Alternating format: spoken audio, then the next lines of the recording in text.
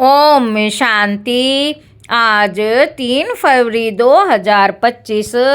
आज की साकार मुरली के अनमोल मधुर महावाक्य सुनेंगे। मीठे मीठे बाबा के मीठे बच्चे।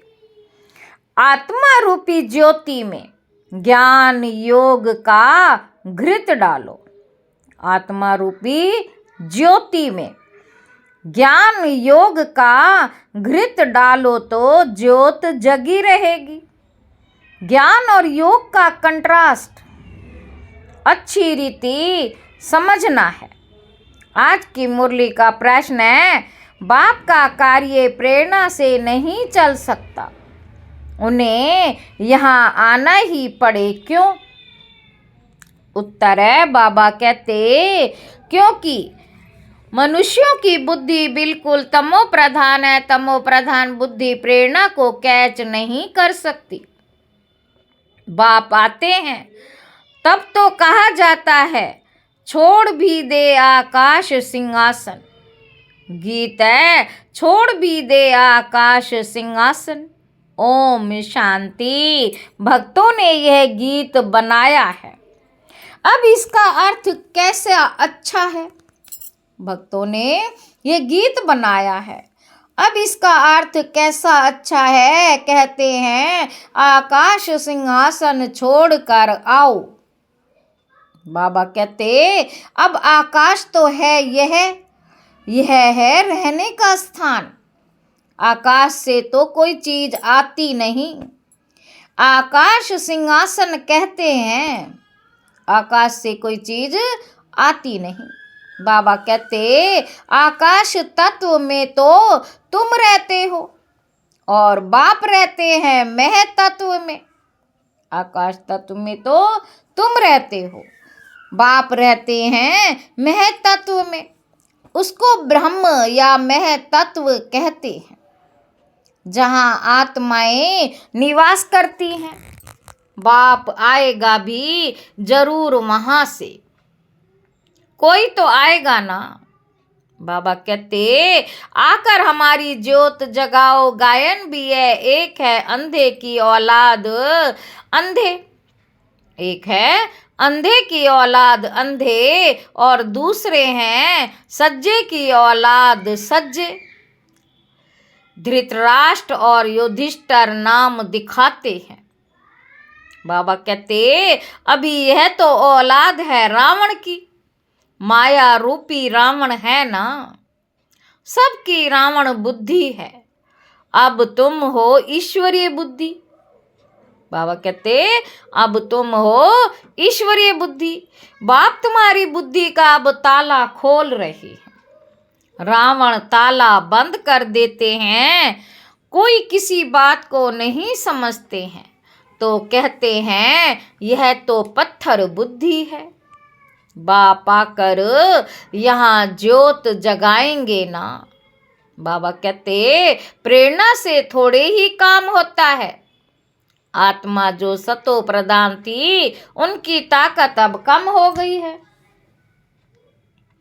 तमो प्रधान बन गई है, एकदम झुंझार बन पड़ी है। मनुष्य कोई मरते हैं तो उनका दीवा जलाते हैं। अब दीवा क्यों जलाते हैं? समझते हैं ज्योत बुझ जाने से अंधियारा ना हो जाए, इसलिए ज्योत जगाते हैं। अब यहाँ की ज्योत जगाने से वहाँ कैसे रोशनी होगी? लो बाबा क्या कह रहे हैं कि यहाँ की ज्योत जगाने से वहाँ कैसे रोशनी होगी? बाबा पूछ रहे हैं। कुछ भी समझते नहीं। अभी तुम सेंसिबल बुद्धि बनते हो। बाप कहते हैं, मैं तुमको स्वच्छ बुद्धि बनाता हूँ, ज्ञान घृत डालता हूँ। है ये भी समझने की बात, ज्ञान और योग दोनों अलग चीज हैं। योग को ज्ञान नहीं कहेंगे। कोई समझते हैं भगवान ने आकर ये भी ज्ञान दिया ना कि मुझे याद करो, परंतु इसे ज्ञान नहीं कहेंगे। बाबा कहते यह तो बाप और बच्चे हैं, बच्चे जानते हैं कि हमारा बाबा है, इसमें ज्ञान की बात नहीं कहेंगे। ज्ञान तो विस्तार है, ये तो सिर्फ याद है। बाप कहते मुझे याद करो बस, यह तो कॉमन बात है, इनको ज्ञान नहीं कहा जाता। बाबा कहते बच्चे ने जन्म लिया सो तो जरूर बाप को याद करेगा ना। ज्ञान का विस्तार है। बाप कहते हैं मुझे याद करो, यह ज्ञान नहीं हुआ, तुम खुद जानते हो हम आत्मा हैं, हमारा बाप परम आत्मा परमात्मा है। इसे ज्ञान कहेंगे क्या? बाप को पुकारते हैं। ज्ञान तो है नॉलेज, जैसे कोई एम ए पढ़ते हैं, ज्ञान तो है नॉलेज। जैसे कोई एमए पढ़ते हैं, कोई बीए पढ़ते हैं, कितनी ढेर किताबें पढ़नी होती है। बाप भी कहते हैं तुम हमारे बच्चे हो ना, मैं तुम्हारा बाप हूँ, मेरे से ही योग लगाओ, अर्थात याद करो। बाबा कहते इसको ज्ञान नहीं कहेंगे, तुम बच्चे तो हो ही, तुम आत्माएं कब विनाश को नहीं पाती हो। कोई मर जाते हैं तो उनकी आत्मा को बुलाते हो, अब वह शरीर तो खत्म हो गया, आत्मा भोजन कैसे खाएगी? बाबा कहते भोजन तो फिर भी ब्राह्मण खाएंगे, परंतु ये सब है भक्ति मार्ग की रस्म। ऐसे नहीं कि हमारे कहने से वे भक्ति मार्ग बंद हो जाएगा, वह तो चलता ही आता है। आत्मा तो एक शरीर छोड़ जाए दूसरा लेती है। बाबा कहते बच्चों की बुद्धि में ज्ञान और योग का कंट्रास्ट स्पष्ट होना चाहिए। बाप जो कहते हैं मुझे याद करो, ये ज्ञान नहीं है, यह तो बाप डायरेक्शन देते हैं, इनको योग कहा जाता है। ज्ञान है सृष्टि पा कैसे फिरता है, सृष्टि पा कैसे फिरता है, उसकी नॉलेज। योग अर्थात याद, बच्चों का फर्ज है बाप को याद करना। वह लौकिक है, यह है पारलौकिक। बाप कहते मुझे याद करो तो ज्ञान अलग चीज हो गई। बच्चे को कहना पड़ता है क्या कि बाप को याद करो। लौकिक बाप तो जन्मते ही याद रहता है, यह बाप की याद दिलानी पड़ती है, इसमें मेहनत लगती है। अपने को आत्मा समझ बाप को याद करो, ये बहुत मेहनत का काम है। तब बाबा कहते योग में ठहर नहीं सकते हैं। बच्चे लिखते हैं बाबा याद भूल जाती है, ऐसे नहीं कहते कि ज्ञान भूल जाता है। ज्ञान तो बहुत सहज है, याद को ज्ञान नहीं कहा जाता, याद को ज्ञान नहीं कहा जाता। इसमें माया के तूफान बहुत आते हैं। भल ज्ञान में कोई बहुत तीखे हैं, मुरली बहुत अच्छी चलाते, परंतु बाबा पूछते याद का चार्ट निकालो, कितना समय याद करते हो। बाबा को याद का चार्ट यथार्थ रीति बनाकर दिखाओ।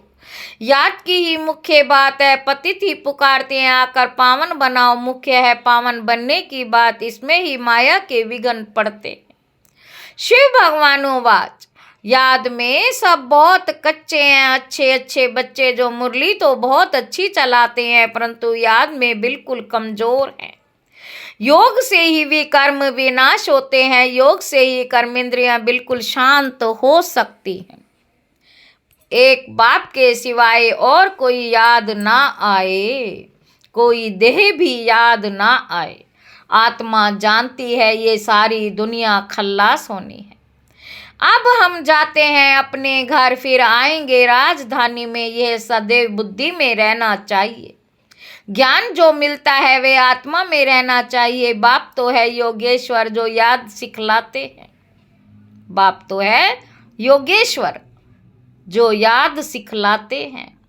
वास्तव में ईश्वर को योगेश्वर नहीं कहेंगे, तुम योगेश्वर हो। ईश्वर बाप कहते हैं मुझे याद करो, ये याद सिखलाने वाला ईश्वर बाप है। वह निराकार बाप शरीर द्वारा सुनाते हैं, बच्चे भी शरीर द्वारा सुनते हैं। कई तो योग में बहुत कच्चे हैं, बिल्कुल याद करते ही नहीं। जो भी जन्म जन्मांतर के पाप हैं, सबकी सजा खाएंगे। यहाँ आकर जो पाप करते हैं वह तो और ही 100 गुना सजा खाएंगे। ज्ञान की तिक तिक तो बहुत करते हैं, योग बिल्कुल ही नहीं है, जिस कारण पाप भस्म नहीं होते, कच्चे ही रह जाते हैं। इसलिए सच्ची सच्ची माला 8 की बनी है, सच्ची सच्ची माला 8 की बनी है। 9 रत्न गाए जाते हैं। बाबा कहते 108 रत्न कब सुने हैं? 108 रत्नों की कोई चीज नहीं होती। बहुत हैं जो इन बातों को पूरा समझते ही नहीं। याद को ज्ञान नहीं कहा जाता, ज्ञान सृष्टि पा को कहा जाता है। शास्त्रों में ज्ञान नहीं है, वे शास्त्र हैं भक्ति मार्ग के। बाप खुद कहते मैं इनसे नहीं मिलता हूँ, साधुओं आदि सबका उद्धार करने मैं आता हूँ। बाबा कहते साधुओं आदि सबका उद्धार करने मैं आता हूँ। वह समझते हैं ब्रह्म में लीन होना है, फिर मिसाल देते हैं पानी के बुदबुदे का। अभी तुम ऐसे नहीं कहते, तुम तो जानते हो हम आत्माएं बाप के बच्चे हैं। बाबा कहते तुम जानते हो हम आत्माएं बाप के बच्चे हैं। मामे कम याद करो, ये अक्षर भी कहते हैं परंतु अर्थ नहीं समझते, भल कह देते हम आत्मा हैं, परंतु आत्मा क्या है, परमात्मा क्या है, ये ज्ञान बिल्कुल नहीं है। ये बाप ही आकर सुनाते हैं अभी तुम बच्चे हो, हम आत्माओं का घर वह है, वहाँ सारा सिजरा है। हर एक आत्मा को अपना अपना पार्ट मिला हुआ है। सुख कौन देते दुख कौन देते ये किसी को पता ही नहीं। बाबा कहते भक्ति है रात, ज्ञान है दिन, 63 जन्म तुम धक्के खाते हो। फिर ज्ञान है दिन, 63 जन्म तुम धक्के खाते हो। फिर ज्ञान देता हूं तो कितना समय लगता है? सेकंड। ये तो गाया हुआ है, सेकंड में जीवन मुक्ति। यह तुम्हारा बाप है ना, वही पतित पावन है, उनको याद करने से तुम पावन बन जाएंगे। सतयुग त्रेता द्वापुर कलयुग यह चक्र है। नाम भी जानते हैं परंतु पत्थर बुद्धि ऐसे हैं, टाइम का किसी को पता नहीं। समझते भी हैं घोर कलयुग है। अगर कलयुग अभी भी चलेगा तो और घोर अंधियारा हो जाएगा। इसलिए गाया हुआ है कुंभकर्ण की नींद में सोए हुए थे और विनाश हो गया। थोड़ा भी ज्ञान सुनते हैं तो प्रजा बन जाते हैं। कहाँ यह लक्ष्मी नारायण, कहाँ प्रजा, पढ़ाने वाला तो एक ही है। हर एक की अपनी अपनी तकदीर है। कोई तो स्कॉलरशिप ले लेते हैं, कोई फेल हो जाते। राम को बाण की निशानी क्यों दी है? बाबा कहते राम को बाण की निशानी क्यों दी है? क्योंकि नापास हुआ। यह भी गीता पाठशाला है। कोई तो कुछ भी मार्क्स लेने लायक नहीं। मैं आत्मा बिंदी हूँ, बाप भी बिंदी है, ऐसे उनको याद करना है जो इस बात को समझते भी नहीं। वे क्या पद पाएंगे? याद में ना रहने से बहुत घाटा पड़ जाता है। याद का बल बहुत कमाल करता है। कर्मेंद्रियां बिल्कुल शांत शीतल हो जाती है, ज्ञान से शांत नहीं होंगी, योग के बल से शांत होंगी। भारतवासी पुकारते हैं आकर हमको वह गीता का ज्ञान सुनाओ, अब कौन आएगा? बाबा कहते श्री कृष्ण की आत्मा तो यहाँ है। कोई सिंहासन पर थोड़े ही बैठते हैं जिसको बुलाते हैं। अगर कोई कहे हम क्राइस्ट की आत्मा को याद करते, अरे वह तो यहाँ ही है। उनको क्या पता कि क्राइस्ट की सोल यहाँ ही है, वापस जा नहीं सकती। लक्ष्मी नारायण पहले नंबर वालों को ही पूरे 84 जन्म लेने हैं, तो और फिर वापस जा कैसे सकते हैं? वे हिसाब है ना, वे सब हिसाब है ना। मनुष्य तो जो कुछ बोलते हैं सो झूठ। बाबा कहते आधा कल्प है झूठ खंड, आधा कल्प है सच खंड। अभी तो हर एक को समझना चाहिए। बाबा कहते इस समय सब नरकवासी फिर स्वर्गवासी भी भारतवासी ही बनते हैं। मनुष्य कितने वेद शास्त्र उपनिषद आदि पढ़ते, क्या इससे मुक्ति को पाएंगे? बाबा कहते उतरना तो है ही। हर चीज सत्तो रजो तमो में जरूर आती है। न्यू वर्ड किसको कहा जाता है? किसी को भी ये ज्ञान नहीं है। यह तो बाप सन्मुख बैठ समझाते हैं। देवी देवता धर्म कब किसने स्थापन किया? भारतवासियों को कुछ भी पता नहीं है, तो बाप ने समझाया है। ज्ञान में भल कितने भी अच्छे हैं, परंतु योग में कोई बच्चे नापास हैं। योग नहीं तो विकर्म विनाश नहीं होंगे। बाबा कहते योग नहीं तो विकर्म विनाश नहीं होंगे। ऊंच पद नहीं पाएंगे। जो योग में मस्त है वह ऊंच पद पाएंगे। उनकी कर्मेंद्रियां बिल्कुल शीतल हो जाती हैं। देह सहित सब कुछ भूल देही अभिमानी बन जाते। हम अशरीरी हैं, अब आते हैं घर, उठते बैठते समझो अब ये शरीर तो छोड़ना है। हमने पाठ बजाया, अब जाते हैं घर। ज्ञान तो मिला है। जैसे बाप में ज्ञान है उनको तो किसी को याद नहीं करना। बाबा कहते याद तो तुम बच्चों को करना। बाप को ज्ञान का सागर कहा जाता, योग का सागर तो नहीं कहेंगे ना। बाबा कहते चक्र का नॉलेज सुनाते और अपना भी परिचय देते हैं। याद को ज्ञान नहीं कहा जाता। याद तो बच्चे को आपे ही आ जाती है। याद तो करना ही है, नहीं तो वर्षा कैसे मिलेगा? बाप है तो वर्षा जरूर मिलता, बाकी है नॉलेज।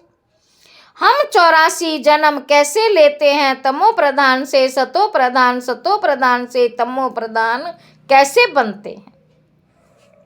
यह बाप समझाते हैं। अब सतो प्रधान बनना है बाप की याद से। बाबा कहते तुम रूहानी बच्चे रूहानी बाप के पास आए हो, उनको शरीर का आधार तो चाहिए ना। रूहानी बच्चे रूहानी बाप के पास आए हो, उनको शरीर का आधार तो चाहिए ना। कहते हैं मैं बूढ़े तन में प्रवेश करता हूं, है भी वानप्रस्थ अवस्था। अब बाप आते हैं तब सारे सृष्टि का कल्याण होता है। यह है भाग्यशाली रथ। इनसे कितनी सर्विस होती है। तो इस शरीर का भान छोड़ने के लिए याद चाहिए। बाबा कहते इस शरीर का भान छोड़ने के लिए याद चाहिए। इसमें ज्ञान की बात ही नहीं, जास्ती याद सिखलानी है। ज्ञान तो सहज है, छोटा बच्चा भी सुना दे, बाकी याद में ही मेहनत है। एक की याद रहे इसी को कहा जाता है व्यभिचारी याद। जिसके शरीर को याद करना है वह है व्यभिचारी याद। याद से सबको भूल अशरीरी बनना है। अच्छा, मीठे मीठे सिक्के लदे बच्चों प्रति माता पिता बाप दादा का याद प्यार और गुड मॉर्निंग। रूहानी बाप के रूहानी बच्चों को नमस्ते। हम रूहानी बच्चों की रूहानी बाप दादा को याद प्यार और गुड मॉर्निंग। नमस्ते बाबा नमस्ते, शुक्रिया बाबा शुक्रिया। धारणा के लिए मुख्य सार है। पहला पॉइंट है याद के बल से अपनी कर्मेंद्रियों को शीतल शांत बनाना है। फुल पास होने के लिए यथार्थ रीति बाप को याद कर पावन बनना है। दूसरा पॉइंट है उठते बैठते बुद्धि में रहे कि अभी हम यह पुराना शरीर छोड़ वापस घर जाएंगे। जैसे बाप में सब ज्ञान है ऐसे मास्टर ज्ञान सागर बनना है। वरदान है कंबाइंड स्वरूप की स्मृति द्वारा श्रेष्ठ स्थिति की सीट पर सेट रहने वाले सदा संपन्न भव। संगम युग पर शिव शक्ति के कंबाइंड स्वरूप की स्मृति में रहने से हर असंभव कार्य संभव हो जाता। यही सर्वश्रेष्ठ स्वरूप है। इस स्वरूप में स्थित रहने से संपन्न भव का वरदान मिल जाता है। बाप दादा सभी बच्चों को सदा सुखदायी स्थिति की सीट देते हैं। सदा इसी सीट पर सेट रहो तो अतीन्द्रिय सुख के झूले में झूलते रहे। सिर्फ विस्मृति के संस्कार समाप्त करो। स्लोगन है, पावरफुल वृत्ति द्वारा आत्माओं को योग्य और योगी बनाओ। पावरफुल वृत्ति द्वारा आत्माओं को योग्य और योगी बनाओ। अव्यक्त इशारे, एकांत प्रिय बनो। एकता और एकाग्रता को अपनाओ। एक मत का वातावरण तब बनेगा जब सामने की शक्ति होगी, समाने की शक्ति होगी। तो भिन्नता को समाओ, तब आपस में एकता से समीप आएंगे और सर्व के आगे दृष्टांत रूप बनेंगे। ब्राह्मण परिवार की विशेषता अनेक होते भी एक, यह एकता को वाइब्रेशन सारे विश्व में एक धर्म एक राज्य की स्थापना करे। इसलिए विशेष अटेंशन देकर भिन्नता को मिटाकर एकता लानी है। ओम शांति।